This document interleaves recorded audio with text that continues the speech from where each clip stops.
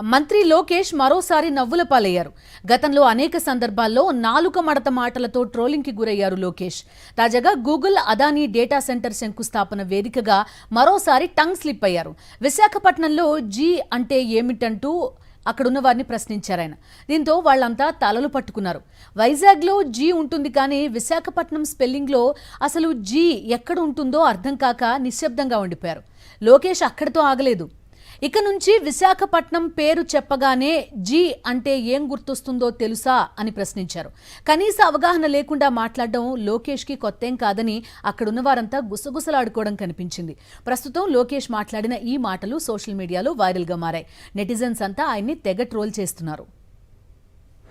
విశాఖపట్నంలో జీ అంటే ఏంటో ఇప్పుడు అందరికి అర్థమై ఉంటుంది.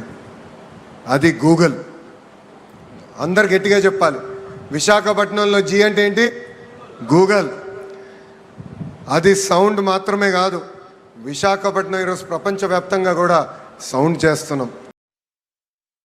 మంత్రి లోకేష్ మరోసారి నవ్వుల పాలయ్యారు. గతంలో అనేక సందర్భాల్లో నాలుక మడత మాటలతో ట్రోలింగ్ కి గురయ్యారు లోకేష్. తాజాగా గూగుల్ అదానీ డేటా సెంటర్ శంకుస్థాపన వేదికగా మరోసారి టంగ్ స్లిప్ అయ్యారు. విశాఖపట్నంలో జీ అంటే ఏమిటంటూ అక్కడున్న వారిని ప్రశ్నించారు ఆయన.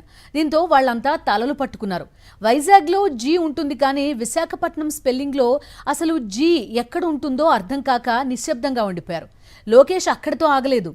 ఇక నుంచి విశాఖపట్నం పేరు చెప్పగానే జీ అంటే ఏం గుర్తొస్తుందో తెలుసా అని ప్రశ్నించారు. కనీస అవగాహన లేకుండా మాట్లాడడం లోకేష్కి కొత్తేం కాదని అక్కడున్న వారంతా గుసగుసలాడుకోవడం కనిపించింది. ప్రస్తుతం లోకేష్ మాట్లాడిన ఈ మాటలు సోషల్ మీడియాలో వైరల్గా మారాయి. నెటిజన్స్ అంతా ఆయన్ని తెగ ట్రోల్ చేస్తున్నారు.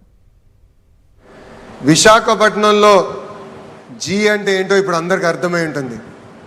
అది గూగుల్. అందరు గట్టిగా చెప్పాలి. విశాఖపట్నంలో జీ అంటే ఏంటి? గూగుల్. అది సౌండ్ మాత్రమే కాదు, విశాఖపట్నం ఈరోజు ప్రపంచవ్యాప్తంగా కూడా సౌండ్ చేస్తున్నాం.